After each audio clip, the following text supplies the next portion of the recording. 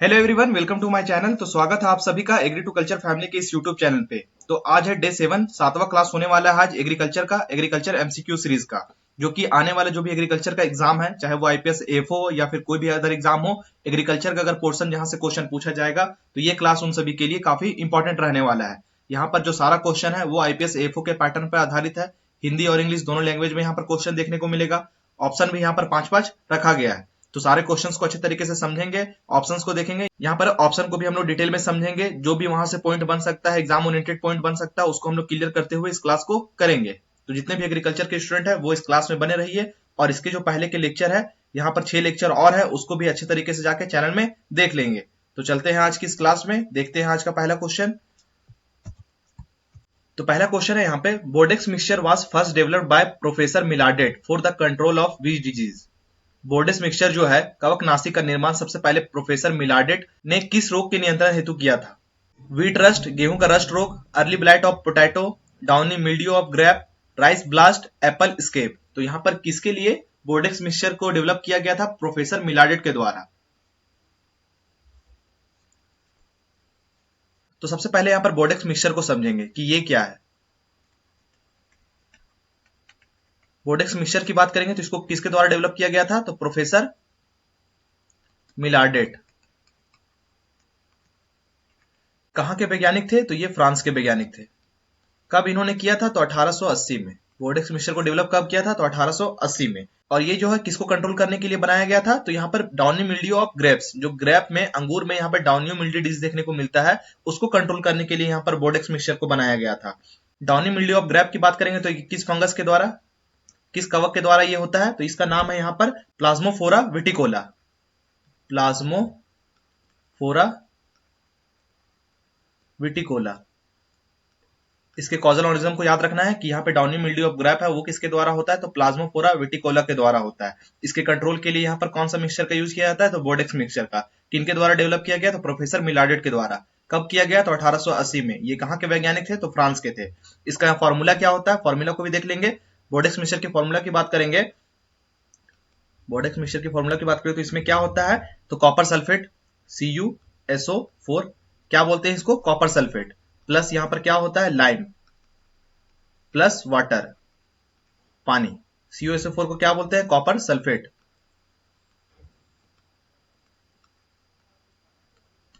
Lime का क्या formula होता है? CaOH2। ये इसका फॉर्मूला है। तो कम से कम ये सारा जो डिटेल है बोर्डेक्स मिक्सचर से, इसको याद रखना है। ठीक है, ये पहला क्वेश्चन था। चलते हैं अगले क्वेश्चन पे। नेक्स्ट क्वेश्चन है यहाँ पे, in papaya what is the expected plant ratio obtain from the seed of gynodioecious varieties. पपीता जो है पपाया में गायनोडाइसियस किस्मों के बीजों से उगाने पर पौधों का अनुपात कैसा प्राप्त होता है? 100% female plants, 50% female and 50% hermaphrodite plants, 50% male and 50% female plants, 100% male plants, 75% male and 25% female plant. तो यहाँ पर क्वेश्चन कह रहा है कि जो पपीता है पपाया, इसमें गायनोडाइसियस जो वेराइटी होता है, इसके द्वारा जो सीड का डेवलपमेंट होता है, उसमें पौधों का अनुपात क्या होता है? तो यहाँ पर पपाया की बात करेंगे तो इनमें 3 तरह के प्लांट देखने को मिलता है। एक होता है मेल प्लांट, मेल, नर। दूसरा यहाँ पर क्या होता है? फीमेल, मादा। तीसरा क्या होता है? हर्मोफ्रोडाइट, हर्माफ्रोडाइट। ठीक है, 3 तरह के यहाँ पे प्लांट देखने को मिलता है। लेकिन यहाँ पे जब गायनोडेसिस वैरायटी की बात करते हैं तो इसमें सिर्फ 2 तरह के प्लांट होते हैं। कौन कौन सा? फीमेल और हर्मोफ्रोडाइट। जब यहाँ पर गायनोडेसिस की बात करेंगे, गायनोडाइसिस वैरायटी की बात करेंगे तो यहाँ पर फीमेल और सिर्फ हर्मोफ्रोडाइट का यूज किया जाता है, जिसमें यहाँ पर जो रेशियो होता है वो 50% फीमेल का होता है, और जो हर्मोफ्रोडाइट होता है इसका भी 50% होता है। तो यहाँ पर जो मेल प्लांट है वो नहीं होता, नर पौधा इसमें नहीं होता, इसीलिए जब भी कमर्शियल कल्टीवेशन की बात करेंगे तो ये सबसे उपयुक्त माना जाता है। तो इसका जो सही आंसर है वो यहाँ पर आप देख सकते हैं, तो ऑप्शन नंबर बी। 50% यहाँ पर फीमेल प्लांट होते हैं और 50% यहाँ पे हर्माफ्रोडाइट प्लांट्स होते हैं। और इसमें यहाँ पे क्या जानना है पपाया को लेके? तो पपाया की वैरायटीज याद रखना है। पूसा नन्ना हो गया, पूसा मेजेस्टी हो गया, पूसा डिलीशियस हो गया, सूर्या हो गया, ये सारा पपाया की वैरायटी है। और यहाँ पर पपाया का जो बोटानिकल नेम होता है वो कैरिका पपाया होता है। फैमिली क्या है इसकी? केरिकेसी है। इसमें प्रोपगेशन कैसे होता है? तो सीड के द्वारा होता है। तो ये सारे जो पॉइंट है ये पपाया से आपको याद रखना है। नेक्स्ट यहाँ पे zinc sulphate ZnSO4 should not be mixed with the which fertiliser because it reduces the solubility and availability of the both nutrients. Question कह रहा है यहाँ पे जिंक सल्फेट जो ZnSO4 है को किस उर्वरक के साथ मिलाकर प्रयोग नहीं करना होता है, नहीं करना चाहिए, क्योंकि इससे दोनों की जो घुलनशीलता है और पर्याप्तता है कम हो जाती है, सॉल्युबिलिटी है वो डिक्रीज हो जाता है। Urea, muriate of potash MOP, single super phosphate SSP और DAP, gypsum, farm yard manure. तो यहां पर किसका यूज नहीं करना होता है, किसको नहीं मिलाया जाता है? तो इस क्वेश्चन का जो सही आंसर है वो है आपका option number C, single super phosphate SSP और DAP। क्योंकि यहाँ पे जो DAP है di ammonium phosphate, SSP single super phosphate, इसमें क्या होता है, फॉस्फोरस की अधिकता होती है। किसकी? फॉस्फोरस प्रेजेंट होता है, फॉस्फोरस की अधिकता होती है। और जैसे ही यहाँ पर ZnSO4 में यहाँ पे डायरेक्ट अगर SSP मिला दिया जाता है या फिर यहाँ पे DAP मिला दिया जाता है तो ये आपस में प्रतिक्रिया करते हैं, आपस में इनका रिएक्शन होता है और यहाँ पे ZnSO4 से जिंक सल्फेट से ये जिंक फॉस्फेट में चेंज हो जाता है। किसमें? Zinc phosphate. और ये फिर अघुलनशील होता है। कैसा होता है? अघुलनशील होता है। जो घुलनशीलता होता है जो ZnSO4 का वो यहाँ पर कम हो जाता है, पर्याप्तता जो होता है इसका कम हो जाता है, सॉल्युबिलिटी रिड्यूस हो जाता है। इसीलिए जो इसका सही आंसर है वो है आपका ऑप्शन नंबर सी। और यहाँ पे बात करेंगे जिंक की डेफिशिएंसी से क्या क्या यहाँ पे डिसऑर्डर देखने को मिलता है। तो पहला यहाँ पे याद रखेंगे खैरा डिजीज, सबसे इंपॉर्टेंट है, बार बार मैं इसको रिपीट करता हूं। दूसरा हो गया लिटल लीफ। तीसरा यहां पर देखने को मिलेगा आपको क्लोरोसिस, इंटरवेनियल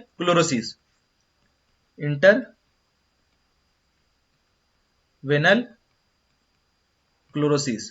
तो ये सारा यहाँ पे डिसऑर्डर देखने को मिलता है जब यहाँ पे जिंक की कमी हो जाती है। नेक्स्ट क्वेश्चन है यहाँ पे which instrument is use to measure the rate of transpiration in plants. फसलों में वाष्पोत्सर्जन जो ट्रांसपिरेशन की दर को मापने के लिए किस उपकरण इंस्ट्रूमेंट का यूज किया जाता है? ग्लाइसीमीटर, पोटोमीटर, टेंसियोमीटर, पोरोमीटर, पीजोमीटर। तो यहाँ पर प्लांट में रेट ऑफ ट्रांसपिरेशन को मेजर करने के लिए कौन सा इंस्ट्रूमेंट का यूज किया जाता है? कमेंट करके आंसर देना है। जो भी स्टूडेंट देख रहे हैं कमेंट करते हुए सारे क्वेश्चन का आंसर देंगे। यहाँ पर 30 क्वेश्चन हम लोग डेली प्रैक्टिस कर रहे हैं, तो उसी तरीके से यहाँ पर सारे क्वेश्चन का नंबरिंग के अकॉर्डिंग आप आंसर करते जाइए।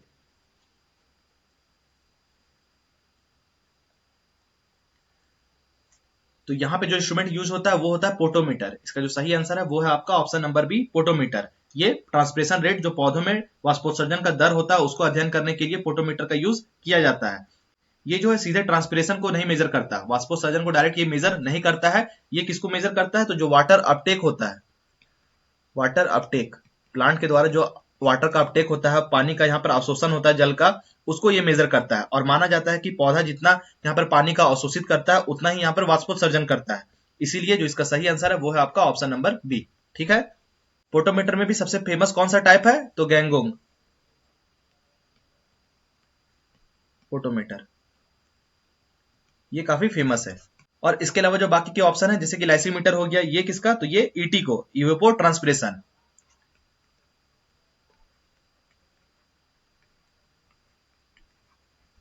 इवेपो ट्रांसपिरेशन को मेजर करने के लिए लाइसीमीटर का यूज होता है। टेंसियोमीटर की बात करेंगे तो ये सोइल मॉइस्चर टेंशन को, सोइल मॉइस्चर टेंशन को मेजर करने के लिए। ठीक है। पोरोमीटर की बात करेंगे तो ये किसके लिए? तो स्टोमेटल स्टडी के लिए, स्टोमेटल स्टडी के लिए यूज में लिया जाता है। पीजोमीटर की बात करेंगे तो ये क्या है? तो ये ground water pressure, ground water pressure को मेजर करने के लिए। ठीक है। तो ये सारा इंस्ट्रूमेंट का नाम है, इसको अच्छे तरीके से याद कर लेंगे। क्वेश्चन यहां से डायरेक्ट बनेगा, 1 नंबर का आपको देखने को मिल सकता है। नेक्स्ट यहाँ पे in the system of rice intensification SRI method, rice seedlings are transplanted at what age. धान की SRI विधि जो है सिस्टम ऑफ राइस इंटेंसिफिकेशन में नर्सरी से जो पौध है सीडलिंग्स की रोपाई कितने दिन की अवस्था में कर दी जाती है? 8 से 12 दिन, 20 से 25 दिन, 30 से 35 दिन, 40 से 45 दिन, 50 से ज्यादा दिन। कितना लगता है यहाँ पर? बताइए बताइए। बिल्कुल, अगर आपका आंसर आ रहा है कि यहाँ पे जो सीडलिंग है, राइस का सीडलिंग है, कितना दिन में ट्रांसप्लांटिंग करते हैं SRI मेथड में, तो कमेंट करके आंसर दीजिए। तो यहाँ पर SRI मेथड की बात करेंगे तो इसका जो फुल फॉर्म होता है वो होता है सिस्टम ऑफ राइस इंटेंसिफिकेशन। ठीक है। यहाँ पर धान की प्रोडक्टिविटी के लिए जो हाइब्रिड टेक्निक अपनाया जाता है वो होता है SRI। ठीक है। ये कौन सा मेथड है? तो ये हाइब्रिड टेक्निक है, हाइब्रिड टेक्निक है। इसमें यहाँ पर जो सीडलिंग है उसकी बुआई कब की जाती है, रोपाई कब की जाती है, तो ये कम एज में ही, यंग एज में, यंग एज में कितने दिन के बाद, तो 8 से 12, 8 से 12, इस चीज को याद रखेंगे। और इसकी जो यहाँ पर प्रति स्थान पौधा जो रखा जाता है वो एक पौधा, प्रति स्थान यहाँ पर एक पौधा रखा जाता है। इसके बीच जो स्क्वायर स्पेसिंग है, स्क्वायर स्पेसिंग वो कितना रखना होता है, तो 25 इंटू 25 सेंटीमीटर। और यहाँ पर ट्रेडिशनल मेथड की बात करेंगे तो वहां पर सीड रेट भी हाई रखा जाता है, लेकिन एसआरआई मेथड में सीड रेट की बात करेंगे तो यहाँ पर 5 से 6 किलो प्रति हेक्टेयर, 5 से 6 केजी पर हेक्टेयर यहाँ पर सीड्स का यूज होता है। वाटर की रिक्वायरमेंट इसमें कम होती है, इसमें टिलर्स जो है वो अधिक बनता है, ईल्ड जो होता है वो इसका हाई होता है, तो ये एसआरआई मेथड के नाम से जाना जाता है। तो इस क्वेश्चन के अकॉर्डिंग जो इसका सही आंसर है वो है आपका ऑप्शन नंबर ए। यहाँ पर आपको क्या क्या याद रखना है, जो धान की खेती के लिए जो हाइब्रिड टेक्निक है वो है एसआरआई मेथड। इसकी ट्रांसप्लांटिंग कब की जाती है, तो 8 से 12 दिन में, ठीक है। प्रति स्थान यहाँ पर कितना पौधा रखना होता है, तो एक पौधा। स्क्वायर स्पेसिंग की बात करेंगे तो 25 सेंटीमीटर इंटू 25 सेंटीमीटर यहाँ पर स्पेसिंग रखना होता है। सीड रेट क्या रखना होता है, तो 5 से 6 केजी प्रति हेक्टेयर। नेक्स्ट क्वेश्चन है यहाँ पे, which committee's report 1974 recommended the establishment of Krishi Vigyan केंद्र। कृषि विज्ञान केंद्र केवीके की स्थापना की सिफारिश किस समिति की रिपोर्ट 1974 के आधार पर की गई थी? Balwant Rai Mehta committee, doctor Mohan Singh Mehta committee, Ashok Mehta committee, M S Swaminathan committee, V K R V Rao committee. तो किस कमेटी की यहाँ पे सिफारिश से केवीके की स्थापना की गई थी?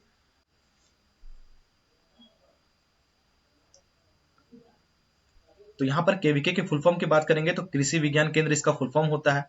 इसकी स्थापना कब हुई थी, तो 1974 में हुई थी। किस कमेटी के सिफारिश से हुआ था, तो डॉक्टर मोहन सिंह मेहता कमेटी। इसका जो सही आंसर है वो है आपका ऑप्शन नंबर बी। कहां पर हुआ था पहला केवीके, फर्स्ट केवीके कहां पे खोला गया था? फर्स्ट केवीके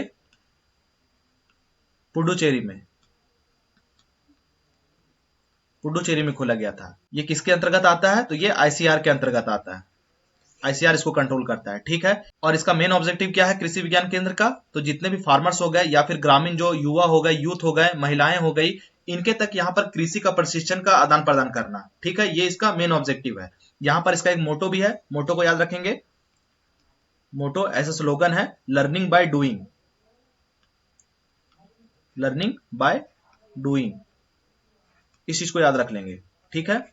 और जो यहाँ पे बाकी के ऑप्शन है, जैसे कि ऑप्शन नंबर ए हो गया बलवंत राय मेहता कमेटी, तो ये किससे रिलेटेड है, तो ये पंचायती राज, पंचायती राज्य व्यवस्था से रिलेटेड है, ठीक है। 1957। अशोक मेहता कमेटी की बात करेंगे तो ये किससे है, तो ये रिलेटेड है पंचायती राज में रिफॉर्म से, पंचायती राज में सुधार से, पंचायती राज्य रिफॉर्म सुधार से, ठीक है। एम एस स्वामीनाथन कमेटी की बात करेंगे तो ये राष्ट्रीय किसान आयोग से संबंधित है। तो ये सारा पॉइंट है, इसको अच्छे तरीके से नोट कर लेंगे या फिर इसका स्क्रीनशॉट ले लेंगे। राइटिंग आपको समझ में आएगा नहीं, इसलिए क्लास को करते हुए खुद से नोट्स बनाइए, ठीक है। नेक्स्ट यहाँ पे, where is the national dairy research institute NDRI located? राष्ट्रीय डेयरी अनुसंधान संस्थान एनडीआरआई कहाँ पे स्थित है? आनंद गुजरात, करनाल हरियाणा, इज्जतनगर उत्तर प्रदेश, न्यू दिल्ली, भोपाल मध्य प्रदेश। तो NDRI national dairy research institute है, ये कहां पे लोकेटेड है?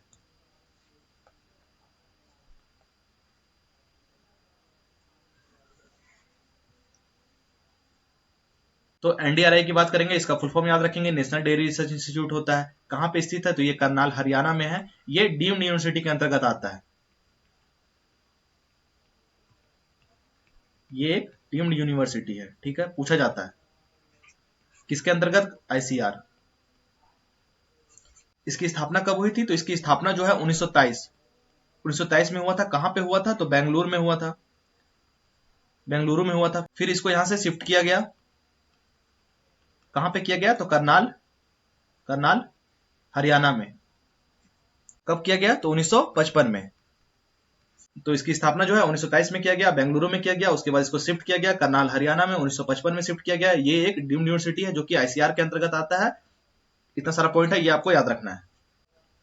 नेक्स्ट यहाँ पे, which Rhizobium species is used for inoculation of soybean seeds? Soybean के बीजों का राइजोबियम संवर्धन, इनोक्यूलेशन करते समय किस राइजोबियम प्रजाति का उपयोग किया जाता है? Option number A Rhizobium meliloti, option number B Rhizobium leguminosarum, option number C rhizobium japonicum, option number D Rhizobium trifolii, option number E Rhizobium phaseoli. तो यहाँ पर सोयाबीन के राइजोबियम संवर्धन इनोकुलेशन करते समय कौन सा यहाँ पे राइजोबियम प्रजाति का उपयोग किया जाता है?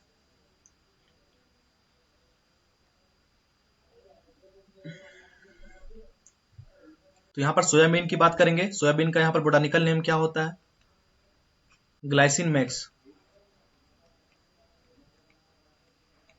ये इसका बोटानिकल नेम होता है। फैमिली की बात करेंगे, फैमिली क्या होता है? तो फेवेसी फैमिली होता है। क्रोमोजोम संख्या कितना होता है? तो 2n=40, 40 इसमें क्रोमोजोम संख्या होता है। ओरिजिन प्लेस क्या है इसका? ईस्टर्न एशिया, चाइना वाला पार्ट। ठीक है, इतना आपको याद रखना है बोटानिकल डिटेल में। और इसके अलावा यहाँ पर जो राइजोबियम स्पीसीज यूज किया जाता है वो होता है आपका option number C rhizobium japonicum. इसका जो सही आंसर है वो है आपका option number C rhizobium japonicum. यहाँ पर क्या होता है, जो सोयाबीन की जड़ें होती है वहां पर गांठे नोड्यूल्स बनाने वाला जो जीवाणु होता है वो होता है ब्रैडीराइजोबियम जेपोनिकम।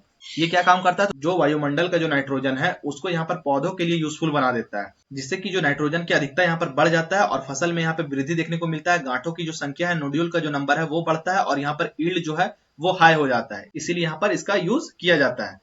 और यहाँ पर बाकी के ऑप्शन की बात करेंगे तो जो राइजोबियम मेलिलोटी है ऑप्शन नंबर ए, ये किसमें किया जाता है? तो ये लूसर्न में, alpha alpha, lucerne alpha alpha में इस राइजोबियम प्रजाति का यूज किया जाता है। ठीक है, राइजोबियम लेग्यूमिनोसरम की बात करेंगे तो ये किसमें देखने को मिलता है? पी में, मटर में। राइजोबियम ट्राइफोली की बात करेंगे तो ये क्लोवर में। राइजोबियम फेसियोली की बात करेंगे तो ये आपको फ्रेंच बीन में देखने को मिलेगा। तो इन सबको याद कर लेंगे, यहां से आपके एग्जाम में 1 नंबर का क्वेश्चन बन सकता है, कंफर्म बन सकता है यहाँ पर राइजोबियम स्पीसीज को लेके कि यहाँ पर इनोकुलेशन के लिए कौन सा प्रजाति का यूज किया जाता है।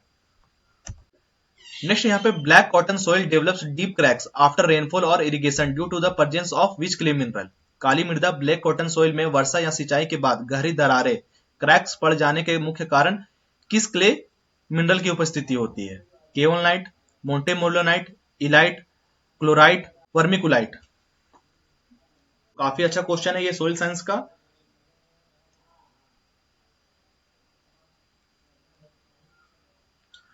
तो ब्लैक कॉटन सोइल की बात करेंगे, इसमें जो क्ले मिनरल्स की अधिकता होती है वो होता है मोंटेमोर्लोनाइट। क्या होता है? मोंटेमोर्लोनाइट, मोंट मोरीडोनाइट, ये देखने को मिलता है। ये किस टाइप का होता है? टाइप इसका बताना आपको।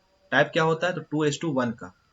इसमें 2 लेयर आपको सिलिका लेयर देखने को मिलेगा, सिलिका लेयर, और एक यहां पर एल्युमिनियम लेयर। ठीक है, और इन्हीं लेयर में जो वाटर है वो आसानी से प्रवेश कर जाता है। यहाँ पे जैसे ही इरिगेशन करते हैं या फिर रेन वाटर आता है तो ये आसानी से प्रवेश करता है और जो सोइल है वो स्वेल कर जाता है। क्या होता है? स्वेल करता है। सोइलिंग यहाँ पर देखने को मिलता है, फूलने लगता है। और जैसे ही यहाँ पे ड्राई कंडीशन आता है, सूखा पड़ता है, तो ये जो मिट्टी है, ये जो सोइल है, ये श्रिंक कर जाता है। क्या हो जाता है? श्रिंक कर जाता है, मतलब सिकुड़ जाता है। और सिकुड़ने के कारण यहाँ पे दरारें पड़ती है, क्रैक्स आता है। इसीलिए इसका जो मेन कारण होता है वो है मोंटेमोर्लोनाइट। इसका जो सही आंसर है वो है आपका ऑप्शन नंबर बी। अब समझ में आ गया होगा आपको इसमें श्रिंकिंग और स्वेलिंग का प्रॉपर्टीज क्यों होता है। और यहाँ पर क्या जानना है, इसमें जो वाटर होल्डिंग कैपेसिटी है वो यहाँ पर हाई होता है। सीईसी जो है केटायन एक्सचेंज कैपेसिटी, वो भी मोंटेमोर्लोनाइट में हाई होता है। ठीक है, चलते हैं अगले क्वेश्चन पे। नेक्स्ट क्वेश्चन है यहाँ पे, for obtaining papain from papaya at what time and stage should incisions be made on the fruits. पपीता जो है पपाया में पपेन प्राप्त करने के लिए फल पर चीरा जो है इंसिजन किस समय और किस अवस्था में लगाना चाहिए? Morning time on fully ripe fruits, between 6 to 10 AM on 75 to 19 days old immature green fruits, afternoon on small and newly formed fruits, evening on fruits at the beginning of ripening, night on fruits at any stage of any stage.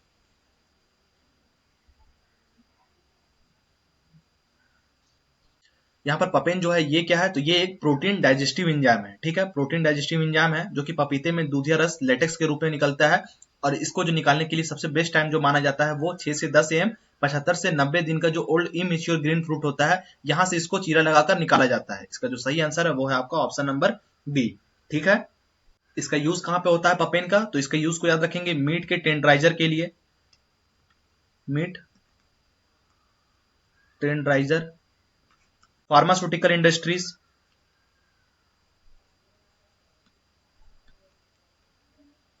Pharmaceutical industry, food processing, यहां पर इसका use देखने को मिलता है। ठीक है, next question है rice tungro virus is transmitted by which insect. धान का जो टुंगरो रोग है किस कीट द्वारा प्रसारित होता है? Brown plant hopper, green leaf hopper, gundhi bug, rice hispa, stem borer. तो किसके द्वारा ये फैलता है? तो राइस टुंगरो वायरस की बात करेंगे तो ये एक वायरल डिजीज है। किसमें देखने को मिलता है? तो पैडी में। इसका वेक्टर कौन है? तो ग्रीन लीफ होपर। सही आंसर इसका ऑप्शन नंबर बी। इसका साइंटिफिक नेम क्या होता है? इस चीज को याद रखेंगे, एग्जाम में क्वेश्चन पूछा जाता है। नेपोटेटिक्स वायरसेंस, ये इसका बोटानिकल नेम होता है। तो ये इंसेक्ट करता क्या है? जो भी इन्फेक्टेड प्लांट होता है वहां पर ये बैठता है, वहां पर ये सक करने का काम करता है और वायरस जो होता है उसको भी ये सक कर लेता है, और जो हेल्दी प्लांट होता है फिर वहां पर बैठता है और उसको फिर खराब करता है। इसका सिम्टम्स क्या क्या होता है? सिम्टम्स को याद रखेंगे, पौधा यहाँ पर बौना रह जाता है, पत्तियों का जो रंग है वो चेंज हो जाता है, पीला या फिर नारंगी पीला हो जाता है, जो टीलर्स होते हैं इनकी संख्या कम हो जाती है, दाने यहाँ पर कम बनने लगते हैं और ईल्ड जो है वो पूरी तरीके से खराब होने लगती है, जो कि पैडी में होता है। ठीक है, ब्राउन प्लांट होपर की बात करेंगे तो ये ग्रासी स्टंट का, ग्रासी स्टंट को फैलाने का काम करता है। गंदी बग की बात करेंगे तो मिल्किंग स्टेज में यहाँ पर जो दाने होते हैं उनको प्रभावित करने का काम करता है। राइस हिस्पा की बात करेंगे तो ये पत्तियों को खुरचकर नुकसान पहुंचा देता है। स्टेम बोरर की बात करेंगे तो ये डेड हार्ट और व्हाइट एयर हेड डिजीज को कॉज करता है। ठीक है, नेक्स्ट यहाँ पे which instrument is use to measure the fat percentage in milk. दूध में वसा प्रतिशत फैट परसेंटेज मापने के लिए किस यंत्र का प्रयोग किया जाता है? Lactometer, butyrometer, refractometer, alcohol meter, thermometer. Percentage of milk, fat percentage of milk को मेजर करने के लिए कौन सा इंस्ट्रूमेंट यूज किया जाता है? तो ब्यूटारोमीटर। इसका जो सही आंसर है वो है आपका ऑप्शन नंबर बी। ठीक है, लैक्टोमीटर का यूज कहां पे होता है? तो स्पेसिफिक ग्रेविटी को मेजर करने के लिए। रेफ्रेक्टोमीटर की बात करेंगे तो टीएसएस ब्रिक्स को मेजर करने के लिए, टीएसएस को मेजर करने के लिए डिग्री ब्रिक्स में। ठीक है, और थर्मोमीटर जो टेम्परेचर को मेजर करता है। ठीक है, नेक्स्ट क्वेश्चन यहाँ पे operation flood is associated with the which revolution in India. Operation flood जो है का संबंध भारत में किस क्रांति से है? क्वेश्चन यहाँ पर इजी है, लेकिन जो यहाँ पर कंसेप्ट बताने वाला हूं, जितना भी फैक्ट है वो यहाँ पर क्लियर होने वाला है स्लाइड में।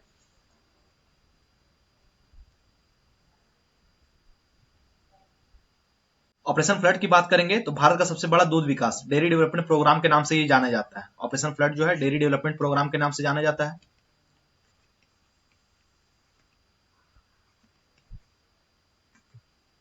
सबसे बड़ा। ठीक है, कब इसकी शुरुआत हुई थी? तो 1970 में, 1970 में। इनका मेन ऑब्जेक्टिव क्या था? ऑब्जेक्टिव की बात करेंगे, मिल्क के प्रोडक्शन को बढ़ाना, किसानों की आय को बढ़ाना, मिल्क से रिलेटेड जितनी भी सहकारी समिति है उनको मजबूत करना। ठीक है, ये इसका मेन ऑब्जेक्टिव था। 3 ऑब्जेक्टिव मैंने बताया, दूध उत्पादन को बढ़ाना, मिल्क के प्रोडक्शन को बढ़ाना, और जितना भी मिल्क सहकारी समिति है उनको मजबूत बनाना है। और इसको किस बोर्ड के द्वारा संचालन किया गया था? तो एनडीडीबी। एनडीडीबी फुल फॉर्म क्या होता है? National dairy development board. National dairy development board, ये इसका फुल फॉर्म होता है। कहां पर है ये? तो आनंद, गुजरात में है। ये किससे रिलेटेड है? किस क्रांति से? तो व्हाइट रिवोल्यूशन से। सही आंसर है आपका option number B. Father of white revolution कौन जाने जाते हैं? वो है डॉक्टर वर्गीस कुरियन। डॉक्टर वर्गीस कुरियन। ठीक है, फादर ऑफ व्हाइट रेवोल्यूशन, या फिर इनको मिल्कमैन, ये सब के नाम से ही जाने जाते हैं। ठीक है, ग्रीन रिवोल्यूशन की बात करेंगे तो फादर ऑफ ग्रीन रिवोल्यूशन अगर वर्ल्ड में पूछा जाए तो नॉर्मन बोरलॉग, अगर इंडिया में पूछा जाए तो एम एस स्वामीनाथन। किस खाद्यान्न फसल से रिलेटेड है? तो गेहूं और धान। ब्लू रेवोल्यूशन की बात करेंगे तो ये फिशरीज से रिलेटेड है। सिल्वर रेवोल्यूशन की बात करेंगे तो एग प्रोडक्शन से। येलो रेवोल्यूशन की बात करेंगे तो ऑयल सीड। तो ये सारे जो पॉइंट है इसको याद रखना है। ठीक है, यहां पर आपसे क्वेश्चन पूछा जाता है कि नेशनल जो मिल्क डे है, नेशनल मिल्क डे कब मनाया जाता है? कमेंट करके आंसर देना है। ठीक है, कमेंट करके आंसर दीजिए, और ये क्यों मनाया जाता है उस दिन। जो डेट आप बताइएगा कि नेशनल मिल्क डे उस दिन मनाया जाता है, वो क्यों मनाया जाता है वो भी बताना है। नेक्स्ट यहाँ पे, in which layer of the atmosphere do all weather phenomenon cloud formation, rainfall, fog et cetera occur. वायुमंडल की किस परत एटमॉस्फेरिक लेयर में मौसम संबंधी सभी घटनाएं जैसे बादल बनना, वर्षा, कोहरा आदि घटित होता है? Stratosphere, troposphere, mesosphere, ionosphere, exosphere. ये मीटियोरोलॉजी से क्वेश्चन है। तो यहां पर इसका सही आंसर है आपका ट्रोपोस्फेयर।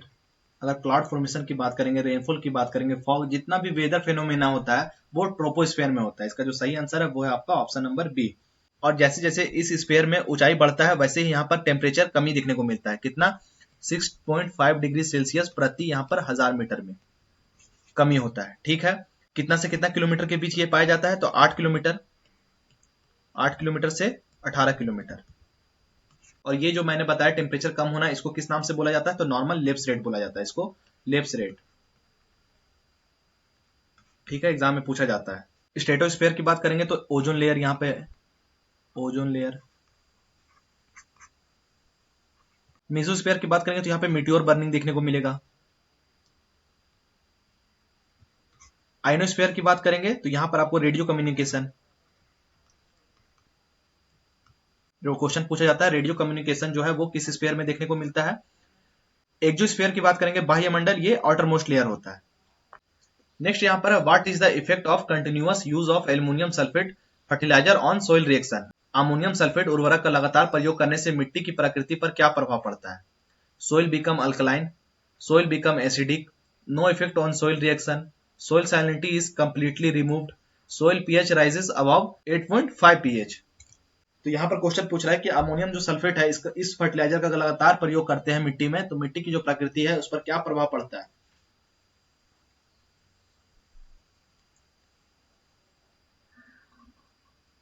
यहाँ पे जो अमोनियम सल्फेट है,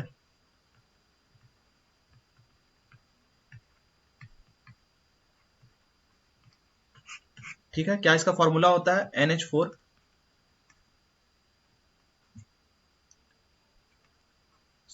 SO4 ब्रैकेट में। ठीक है, ये एक नाइट्रोजनस फर्टिलाइजर है, नाइट्रोजन युक्त, नाइट्रोजन युक्त फर्टिलाइजर है। ठीक है, इसमें नाइट्रोजन कितना होता है और इसमें सल्फर कितना होता है? नाइट्रोजन की बात करेंगे तो 20.6%, सल्फर इसमें कितना होता है? 24%। ठीक है, यहां पर क्या होता है बेसिकली इस चीज को समझेंगे। जैसे ही मिट्टी में अमोनियम जो NH4 है का नाइट्रिफिकेशन होता है, नाइट्रिफिकेशन होता है यहाँ पर अमोनियम का, NH4 का यहाँ पे नाइट्रिफिकेशन हो रहा है, तो इससे क्या होता है? H+ आयन निकलता है, H+ आयन यहाँ पे निकलता है। और जैसे ही मिट्टी में H+ आयन का मात्रा बढ़ता है तो pH फिर कम होने लगता है। जैसे ही इसका मात्रा यहाँ पर मिट्टी में बढ़ेगा तो pH का मान यहाँ पर कम होने लगेगा। और pH का मान यहाँ पर कम होना कहने का मतलब है मिट्टी अम्ल होना। तो इसका जो सही आंसर क्या है? सोइल बिकम एसिडिक, मिट्टी जो है अम्लीय हो जाती है। इसका जो सही आंसर है आपका ऑप्शन नंबर बी। नेक्स्ट यहाँ पे what is meant by heterosis, hybrid vigour. Heterosis जो है संकर ओज का तात्पर्य क्या है? Progeny performing better than both of its parent, संतति का अपने दोनों जनकों की तुलना में अधिक श्रेष्ठ होना, dwarfness in plants, increase in disease in plant, expression of traits of only one parent, premature maturity of crop. तो यहां पर हिट्रोसिस से क्या तात्पर्य है?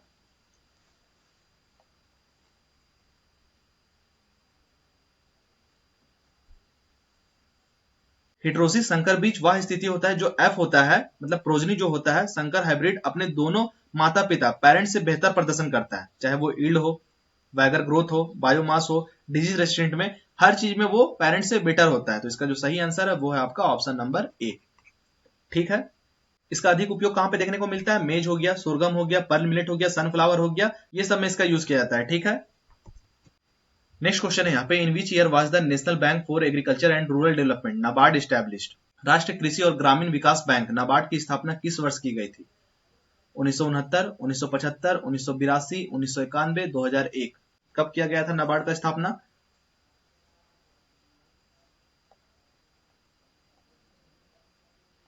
तो नाबार्ड जो है इसका फुल फॉर्म होता है national Bank for Agriculture and Rural development. ठीक है, इसकी जो स्थापना है वो 12 जुलाई को हुआ था, 12 जुलाई को, 12 जुलाई 1982। ठीक है, इसका जो सही आंसर है वो है आपका ऑप्शन नंबर सी।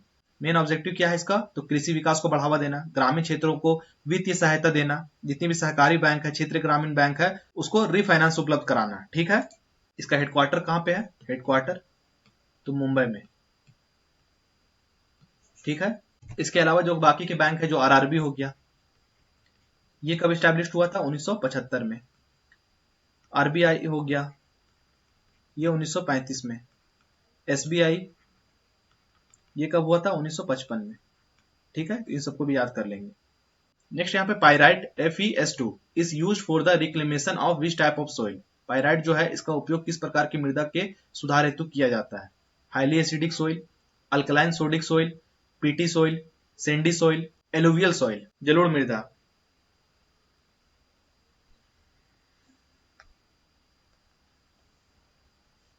पायराइट की बात करेंगे तो ये सोइल एमिलोरेंट के रूप में यूज किया जाता है, और ये सोडिक जो अल्कलाइन सोइल है इसको यहाँ पर रिक्लेम करने के लिए यूज किया जाता है। इसका जो सही आंसर है वो है आपका ऑप्शन नंबर बी।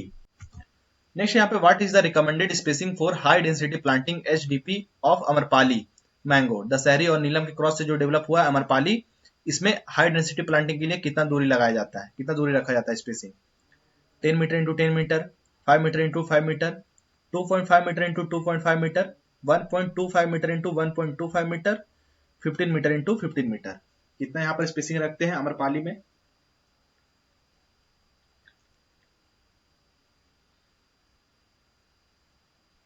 तो अमरपाली जो है ये दशहरी और नीलम का क्रॉस है। ये कहाँ पे डेवलप किया गया था, तो IARI में। ये कहाँ पे है, तो न्यू दिल्ली में है। इसमें जो स्पेसिंग रखते हैं वो 2.5 इंटू 2.5 रखते हैं, और जब ये स्पेसिंग रखते हैं तो यहाँ पे प्लांट पॉपुलेशन कितना होता है, 1600 प्लांट लगता है एक बार में। तो इसका जो सही आंसर है वो है आपका ऑप्शन नंबर सी। और नेक्स्ट क्वेश्चन यहाँ पे, in which year was the किसान credit card KCC scheme launched. किसान क्रेडिट कार्ड जो है KCC योजना किस वर्ष शुरू की गई थी, 1991-92, 1998-99, 2004-2005, 2014-2015, 2019-20। तो किस वर्ष यहाँ पर KCC किसान क्रेडिट कार्ड को लॉन्च किया गया था, इसका आंसर आप लोग कमेंट करके देंगे कमेंट बॉक्स में। ठीक है,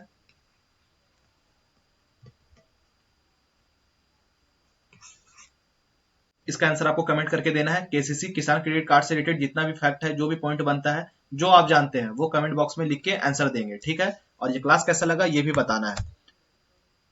तो आज की क्लास में हम लोग इतना ही क्वेश्चन करेंगे, बाकी क्वेश्चन हम लोग आने वाले लेक्चर में देखेंगे। और इसके अलावा जो बाकी के लेक्चर है वो भी हमारे चैनल में अपलोड है। एपीकल्चर हो गया, एग्रीकल्चर MCQ सीरीज का 6 लेक्चर ऑलरेडी अपलोडेड है, उसको भी देख लेंगे। पोमोलॉजी का यहाँ पर पोमोलॉजी से इंपॉर्टेंट क्वेश्चन जितना बन सकता है वो इस क्लास में कराया गया है, जो कि हमारे चैनल में अपलोड है। ठीक है, सीड साइंस के भी important questions, moderate to high level आपको सीड साइंस का क्वेश्चन देखने को मिलेगा, उसको भी जाकर एक बार चेक कर लीजिए। और इस क्लास का अगर आपको PDF चाहिए होगा या फिर किसी तरीके का अपडेट चाहिए तो एग्री टू कल्चर फैमिली के ऑफिशियल चैनल पे जुड़ जाइए। जो QR कोड है इसको स्कैन कीजिए और डायरेक्ट हमारे टेलीग्राम चैनल से जुड़ जाइए। वीडियो पसंद आया हो तो लाइक कीजिए, शेयर कीजिए और चैनल को सब्सक्राइब जरूर कीजिए। Thank you.